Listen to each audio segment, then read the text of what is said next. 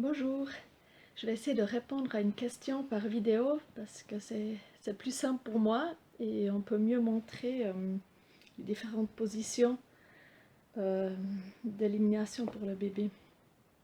Alors la question c'est que bébé commence à pleurer parfois très fort lorsque nous le mettons sur le pot en se crispant. Parfois il fait quand même pipi, parfois rien. Euh, alors ça dépend toujours un peu l'âge de l'enfant, du bébé. Mais ce qui est valable pour les petits nourrissons, c'est que des fois ils ont de la peine à se relâcher, à ne pas être crispés, ne pas être tendus quand leur intestin ou leur vessie est plein. Ils ont de la peine à se détendre, à se relâcher. Donc ce qui est important là, c'est de choisir une position dans laquelle la pression n'est pas augmentée encore sur leur bassin.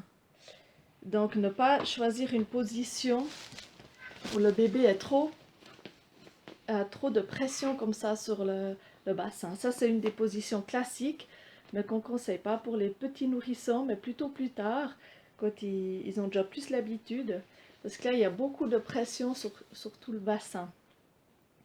Donc ce qu'on propose, c'est plutôt une position un peu couchée, par-dessus le pot ou le lavabo ou les toilettes. Même qu'on peut avoir un appui, c'est encore mieux. Et le bébé est dans une position plutôt couchée. Donc il y a moins de pression sur le bassin. C'est plus facile pour le bébé de relâcher. Ensuite, ce qui peut aider aussi, c'est de lui proposer d'éliminer pendant la tétée ou simplement lui donner le sein, parce que le fait de téter, ça relâche aussi les muscles, c'est plus facile d'éliminer. Et sinon, on peut, si on a la main propre, aussi lui proposer juste le doigt. Et ça fait vraiment souvent un effet immédiat. L'enfant, il se détend et peut mieux relâcher. Donc, il ne faut pas non plus être effrayé si les petits nourrissons crient au moment où ils ont besoin d'éliminer. Parce que justement, cette pression sur la vessie, cette vessie pleine, qui est désagréable, il les fait un peu pleurer, crier. Et il faut juste leur donner le temps justement de se relâcher, de se détendre. Et puis pas abandonner trop vite. Par contre, si l'enfant commence vraiment à se crisper, à se tendre les membres, c'est que la position ne lui convient pas du tout, ou qu'il n'a pas besoin ou pas envie d'éliminer à ce moment-là. Alors, il y a toujours la possibilité de d'abord prendre l'enfant un peu à la verticale, pour qu'il puisse se détendre, puisse retrouver le calme, et reproposer ensuite.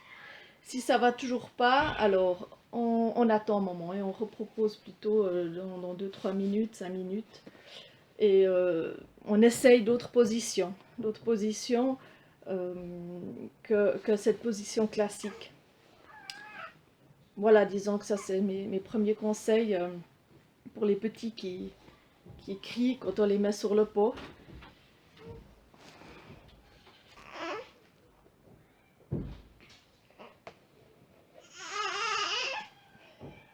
Voilà peut-être la petite démonstration, vrai.